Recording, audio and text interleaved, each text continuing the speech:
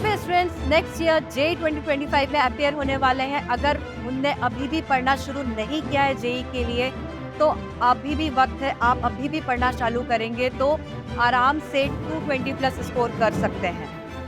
But अगर आप ये सोच रहे हैं कि सिर्फ 2-3 महीने पढ़कर मैं जेई जैसे एग्जाम को क्रैक कर लूँगा, तो आप बिल्कुल गलत सोच रहे हैं। तब अगर आप सोचेंगे कि आईआईटी जैसे कॉलेज में एडमिशन लेना है, तो आईआईटी दूर की बात है, पर आपको एनआईटी कॉलेज में एडमिशन लेना भी बहुत मुश्किल हो जाएगा। तो अगर आप अच्छे कॉलेज में एडमिशन लेना चाहते हैं, अच्छे कॉलेज से अपना ग्रेजुएशन कंप्लीट करना चाहते हैं, तो अभी से आप पढ़ना चालू कीजिए। अगर आप अभी से भी जेईई 2025 की प्रिपरेशन करते हैं, तो 220 प्लस स्कोर करना आपके लिए मुश्किल नहीं होगा। तो आइए चलिए देखते हैं कि कैसे अभी से पढ़कर आप जेईई 2025 में 220 प्लस स्कोर कर सकते हैं। चलो देखते हैं। सबसे पहले तो आपको अपना गोल सेट करना है, ठीक है। आपको गोल सेट करना है कि आपको कहाँ एडमिशन लेना है। आईआईटी में एडमिशन लेना है, एनआईटी में एडमिशन लेना है, जेईई मेंस में कितना स्कोर करना है, जेईई एडवांस में कितना स्कोर करना है, ये गोल सेट करना है। Set your goal. जब तक आप अपना गोल सेट नहीं करेंगे, तो डेफिनेटली आपको मोटिवेशन नहीं मिलेगा, आप पढ़ाई उस हिसाब से नहीं करेंगे। तो आपको अपना गोल सेट करना है और आपको आज से ही पढ़ना शुरू करना है कि मुझे जेईई मेंस में 220 प्लस के ऊपर स्कोर करना ही करना है।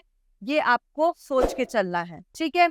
उसके बाद आपको जो जेईई का सिलेबस है, बहुत अच्छे से समझना है कि जेईई का सिलेबस क्या है, 12th का सिलेबस क्या है और जेईई का एग्जाम पैटर्न क्या है।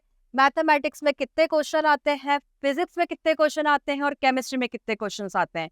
हमको कैसे अटेम्प्ट करना है, किस टाइप के क्वेश्चन आते हैं। जैसे कि मैथमेटिक्स की बात करूं तो यहाँ पे 30 क्वेश्चंस होते हैं, जिसमें से 20 एमसीक्यूज होते हैं और 10 न्यूमेरिकल्स होते हैं। 10 न्यूमेरिकल्स में से आपको 5 क्वेश्चन जो है अटेम्प्ट करने पड़ते हैं यहाँ पे। तो टोटल आपको एक सेक्शन से 25 क्वेश्चन अटेम्प्ट करने पड़ते हैं। तो सेम फिजिक्स और केमिस्ट्री का भी होता है। तो आपको सबसे पहले सिलेबस बहुत अच्छे से पता होना चाहिए, आपको एग्जाम पैटर्न पता होना चाहिए। जब आपको ये क्लैरिटी होगी कि ये मेरा सिलेबस है, ये मेरा एग्जाम पैटर्न है, ऐसे टाइप के क्वेश्चन आते हैं, इस चैप्टर से ज्यादा क्वेश्चन आते हैं, ये टॉपिक इंपॉर्टेंट है। जब ये सारी क्लैरिटी हमारे माइंड में होती है, उस हिसाब से हम जब प्रिपरेशन करते हैं, तो हम राइट डायरेक्शन में प्रिपरेशन करते हैं। राइट डायरेक्शन अब होना बहुत ज्यादा जरूरी है। ऐसा नहीं है कि हम प्रिपरेशन कर रहे हैं और हम राउंड एंड राउंड घूम रहे हैं। हम यहाँ पर टाइम वेस्ट नहीं कर सकते, हमारे पास टाइम बहुत लिमिटेड है। तो अगर हम राउंड एंड राउंड घूमेंगे तो हम टाइम वेस्ट कर रहे होंगे। तो आपको सबसे पहले सिलेबस अच्छे से समझना है, एग्जाम पैटर्न समझना है, टॉपिक कौन से इंपॉर्टेंट है वो समझना है और उसके अकॉर्डिंग प्रिपरेशन करनी है।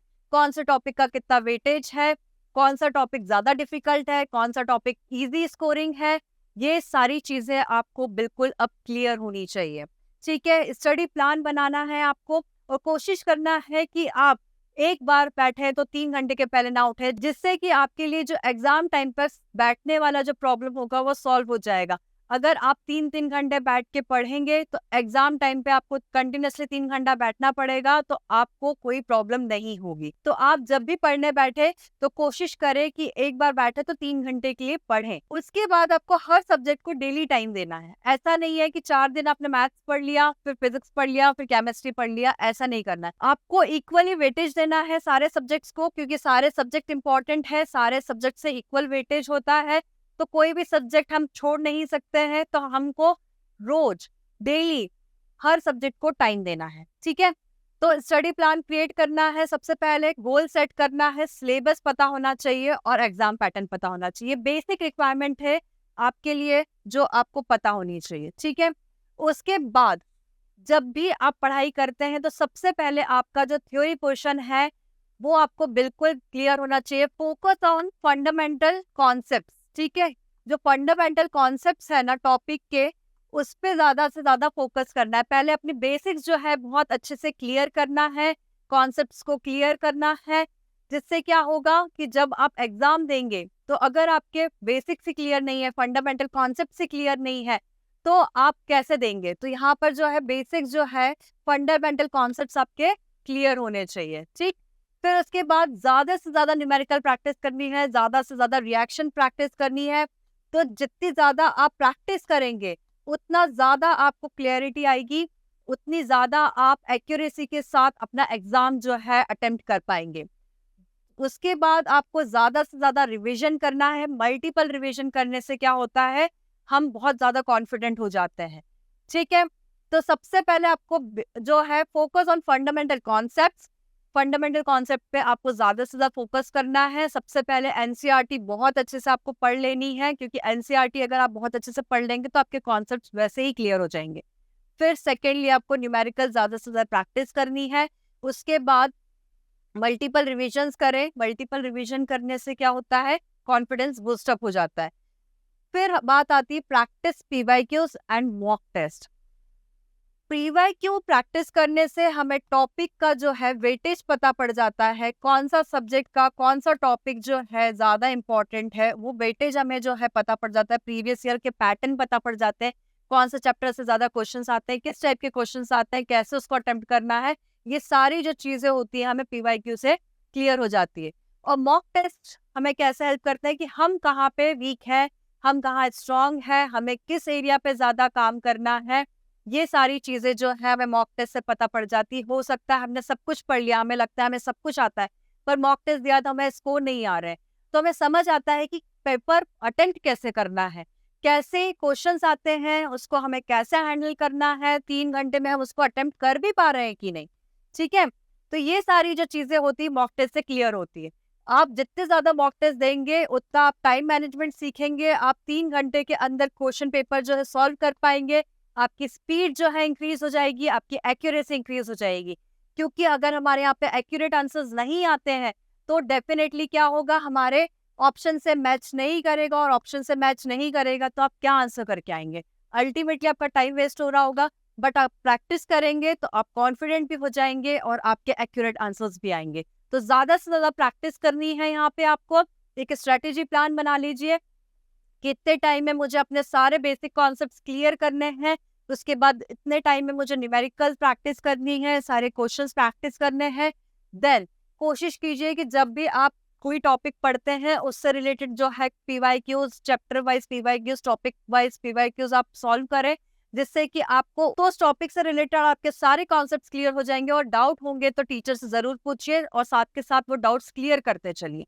ठीक है, तो इससे आपका जो टॉपिक है ओवरऑल बहुत अच्छे से क्लियर हो जाएगा और स्ट्रांग हो जाएगा। लास्ट में आप ईयर वाइज पीवाईक्यूज जो है सॉल्व कीजिए, मॉक टेस्ट दीजिए, तो इससे जहां पे भी आप वीक होंगे आपको पता पड़ जाएगा कि ये एरिया पे मुझे ज्यादा फोकस करने की जरूरत है। ठीक है, तो पहले तो फंडामेंटल कॉन्सेप्ट्स के लिए, थ्योरी के लिए थोड़ा टाइम दीजिए, फिर न्यूमेरिकल पोर्शन के लिए टाइम दीजिए और रिविजन के लिए टाइम दीजिए, और मॉक टेस्ट ज्यादा से ज्यादा आपको सॉल्व करना है, पीवाईक्यूज ज्यादा से ज्यादा सॉल्व करने हैं। ठीक है, अब हम यहाँ पे बात करते हैं कि कौन सी बुक्स जो है आप रेफर कर सकते हैं केमिस्ट्री के लिए। तो इनऑर्गेनिक के लिए NCERT, Narendra Awasthi for physical chemistry, OP Tandon for organic chemistry, और PYQs by Arihant publication. Chemistry के लिए ये 4 बुक्स आप रेफर कीजिए। जेई के लिए आप डेफिनेटली 220 के ऊपर स्कोर आराम से कर सकते हैं। बहुत ज्यादा बुक्स रेफर करने की बिल्कुल जरूरत नहीं है, टाइम लिमिटेड है, टाइम वेस्ट नहीं कर सकते हैं हम। तो ज्यादा से ज्यादा बुक्स अगर आप प्रेफर करेंगे तो आप टाइम वेस्ट ही कर रहे होंगे, कंफ्यूजन बढ़ेगा। आप सिर्फ ये 4 बुक्स जो है केमिस्ट्री के लिए पढ़िए, आप आराम से जेईई मेंस जो है अच्छे स्कोर से निकाल लेंगे। अगर आप कोचिंग जाते हैं तो कोचिंग मटेरियल रेफर कीजिए सबसे पहले, क्योंकि वो बेस्ट होता है। ठीक है, उसके बाद आप ये जो 4 बुक्स है आप प्रेफर कीजिए, सॉल्व कीजिए, जिससे कि आप बहुत अच्छे से अपने जेईई मेंस के एग्जाम को समझ पाएंगे। ठीक है, उसके बाद हम बात करें मैथमेटिक्स की, तो R D Sharma for basic concepts, फिर ए दास गुप्ता और पीवाईक्यूज। ठीक है, ये सारी बुक्स जो है आप रेफर करते हैं तो आप डेफिनेटली 220 प्लस स्कोर कर सकते हैं। तो आप ज्यादा से ज्यादा बुक्स में मत उलझिए, लिमिटेड बुक्स से पढ़िए, तभी आप टाइमली अपना सिलेबस कंप्लीट कर पाएंगे, तभी आप टाइम से रिवीजन कर पाएंगे, और तभी आपको ज्यादा से ज्यादा टाइम पीवाईक्यूज और मॉक टेस्ट के लिए मिलेगा।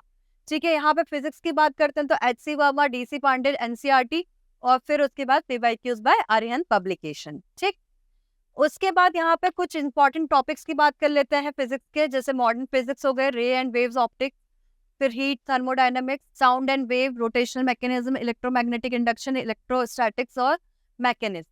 और हमेशा याद रखिए जब आप फिजिक्स पढ़ रहे हैं तो एसआई यूनिट हो गई, फॉर्मूले हो गए, डेफिनेशंस हो गई, इन सब के आप नोट्स बना लीजिए, जिससे कि रिवीजन टाइम पे आप आराम से उनको रेफर कर पाएंगे, तो आपका ज़्यादा टाइम वेस्ट नहीं होगा रिवीजन के टाइम पे, और बीच-बीच में आप रिवाइज करते रहेंगे तो आप बहुत अच्छे से मेमोराइज कर लेंगे सारे फॉर्मूलेस को, तो लास्ट मिनट पे जब आप पढ़ने बैठेंगे तो आपको प्रॉब्लम नहीं होगी, मॉक टेस्ट देने में भी प्रॉब्लम नहीं होगी। ठीक है, तो यहाँ पे शॉर्ट नोट्स जो है ज़रूर प्रिपेयर कीजिएगा। ठीक है, इन टॉपिक्स पे ज़्यादा फोकस कीजिए। ठीक है, उसके बाद हम बात करते हैं मैथमेटिक्स की definite integration, conic, circle, complex numbers, probability, application of derivatives, algebra. ठीक है, और केमिस्ट्री की अगर बात करें तो solutions, electrochemistry and redox reaction, chemical bonding and molecular structure, chemical thermodynamics, equilibrium, chemical kinetics, general organic chemistry, reaction mechanism, hydrocarbons, aromatic compounds, practical organic chemistry. तो ये सारे टॉपिक्स जो है काफ़ी इंपॉर्टेंट है। तो कौन सा टॉपिक हाई वेटेज के हैं, कौन सा टॉपिक लो वेटेज के हैं, कौन सा टॉपिक इम्पॉर्टेंट है, तो ये सारी चीज़ें जो है आप समझ के पढ़िए, स्ट्रैटेजी प्लान बनाइए और उसको ज़रूर फॉलो कीजिए। ठीक है, स्टडी प्लान बनाइए और उसको आप ज़रूर फॉलो कीजिए। कौन सा टॉपिक इम्पॉर्टेंट है, कौन सा टॉपिक हाई वेटेज का है, कौन सा टॉपिक इजी स्कोरिंग है, ये सारी चीज़ें समझकर आप अपना स्टडी प्लान बनाइए। आपको कौन सा टॉपिक स्ट्रॉन्ग लगता है, कौन सा टॉपिक जो है आपको डिफिकल्ट लगता है, इन सब का जो है सम अप करके अपना जो है टाइम आप असाइन कीजिए। केमिस्ट्री, फिजिक्स, मैथमेटिक्स, इन तीनों ही सब्जेक्ट को डेली पढ़िए।